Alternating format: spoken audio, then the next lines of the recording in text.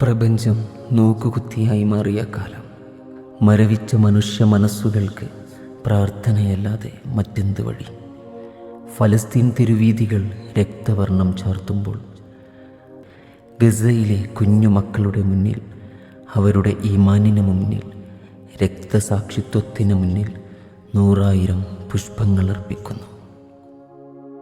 Gaza തന്നുടലിൽ കഫൻ പുടയേന്തി, ഗേഹം കുരുന്നുകളെ ഖബറിടമായി, ഖുദ്സിന്റെ മണ്ണിൽ പൊള്ളുന്നു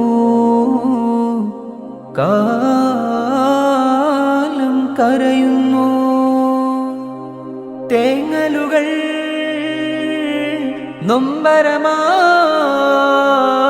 തേടി നാദ തീരും കുരുതിക്കായി. ഇടറും സ്വരം, വിറയും കരം, വിശപ്പിൻ വിളിയും ഈമാനതിൽ ദൃഢമായൊരു കരളിൻ ഉറപ്പും.